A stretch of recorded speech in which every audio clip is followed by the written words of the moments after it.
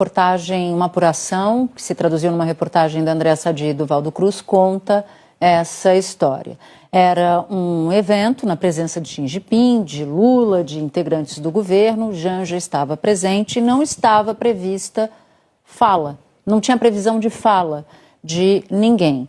Em dado momento, segundo o relato da Andréa e do Valdo, Janja pede a palavra e faz uma crítica ao TikTok, que é uma plataforma chinesa. E no meio dessa crítica ela diz o seguinte, que plataformas, que as Big Techs estão dando muito discurso para a extrema-direita. A extrema-direita se vale dessas plataformas, dessas Big Techs, para propagar os seus discursos extremistas. Só que essa frase de Janja acabou causando, segundo o relato da reportagem da Andréa e do Valdo, constrangimento e, de fato, provocou constrangimento. Em primeiro lugar, e eu vou fazer uma tradução do constrangimento com a minha avaliação disso, e depois eu quero tratar de um outro aspecto que foi o conhecimento desse fato. Em primeiro lugar, numa situação em diplomacia, se lá está previsto a fala, a pessoa tem que falar. Se não está previsto fala, não tem que falar. É uma quebra diplomática, uma quebra do protocolo fazer qualquer coisa diferente na casa dos outros.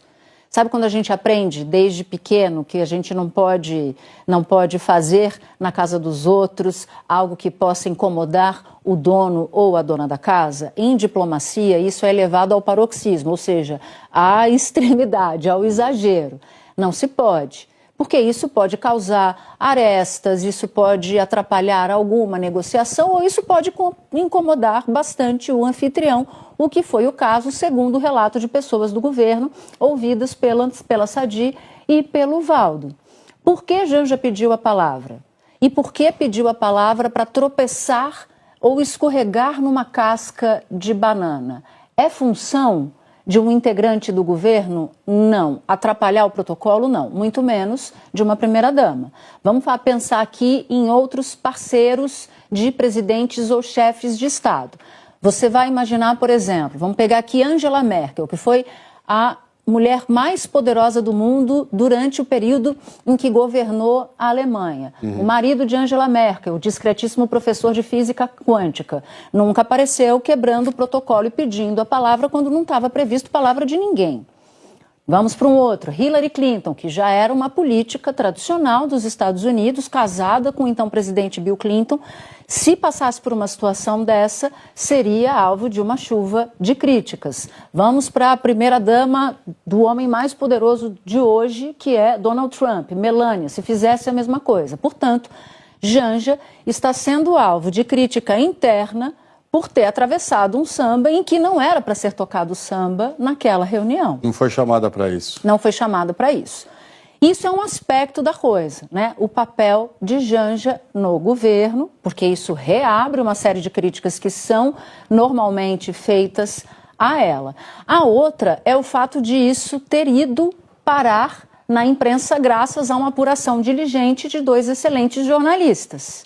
E isso revela o quê? Revela uma animosidade ou uma percepção não positiva, negativa, portanto, de Janja dentro do governo. Porque se ela causa um constrangimento diplomático, isso vai e chega até a imprensa, é porque isso revela que Janja não é tão benquista assim em alguns círculos do poder. E nessas questões de corte, quando se tem vazamento assim, isso acaba revelando esse tipo de circunstância, de que tem gente que acha que este fato merece a publicidade por não gostar, por exemplo, da primeira-dama. Vazou por uma razão. Vazou porque Janja, pelo menos para parte do governo, não é uma figura benquista. Isso não é uma novidade. Eu não estou contando uma novidade. Então tem dois aspectos aí. Tem o aspecto diplomático ou de protocolo, no mesmo dia em que Lula diz que nunca foram tão importantes as relações entre China e Brasil, uma fala da primeira-dama que não estava prevista fazendo uma crítica. Xi Jinping, segundo o relato da reportagem da Sadi e do Valdo, disse que o Brasil tinha autonomia para regular a plataforma e, inclusive, banir o TikTok. Então, também levou uma resposta de Xi